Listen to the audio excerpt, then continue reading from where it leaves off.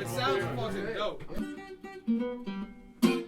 These songs were all kind of throwaway songs that I never was really going to do that much with, and then, but for some reason they all worked really well together for this EP. And originally I was just going to come in with Jeff and just demo some stuff out. And I had written this new tune, Iron Shoes, on my way to DC on a flight. Started writing it like across the Rockies. And I tend to write about bums and hookers, and this is another song about bums and hookers. So I write a song, and I write it in a fairly simplistic way. And I have a line that I tell Johnny, this is my bass player, take this and kind of work with it. So Johnny does, because he's good. Here's my thing, do that walk up every time, even though Shabin does it, boom, boom, boom. The other thing is, do a lot more of that shit that you were doing, boom, boom, boom, boom, boom, sure. boom. There's, you know what I mean? Yeah, there's room for you to... There's room, there's definitely room. Cool. This opens up, man, a lot of what's going on. And I tell my drummer, this is what I'm hearing, but if you hear something different, go with it, man. You know what I'm saying? That's what it is to have a really good band and really good players around you. Hey, can you hear me?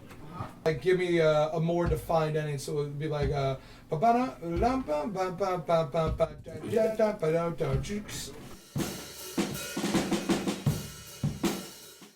I met Sal, I got in a van with him to do a tour with Brian Wright. It's like, who's playing piano on the tour? And they're like, oh, it's Sal. I was like, who the fuck is Sal? So he jumps in the van and he's got his headband on and his glasses, and I'm like, this guy is my kind of guy. I got a really trial by fire introduction to Sal. I have no idea what he's saying, but I like it. In my head, I always produce my shit. I always produce my own shit because I do have it in my head. I know what a song sounds like when I write it.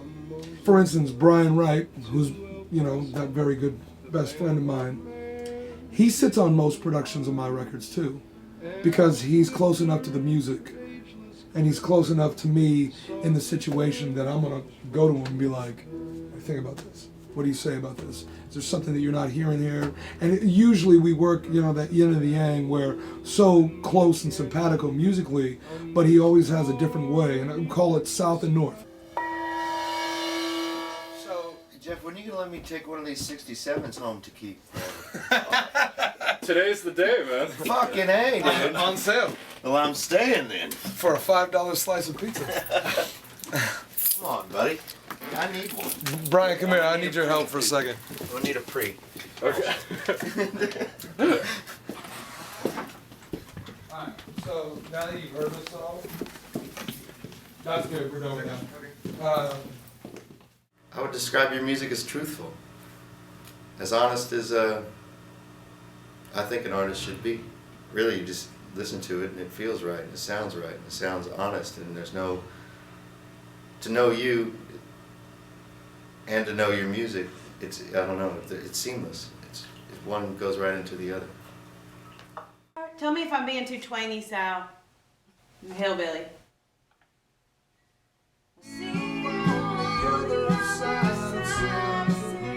Yeah, I could barely hear her. You could maybe turn her up just a little more and we'd be good.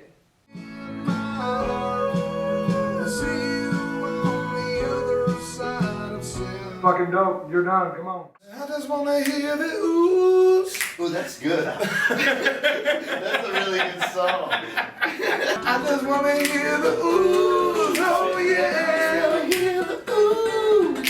I just want to hear the ooh.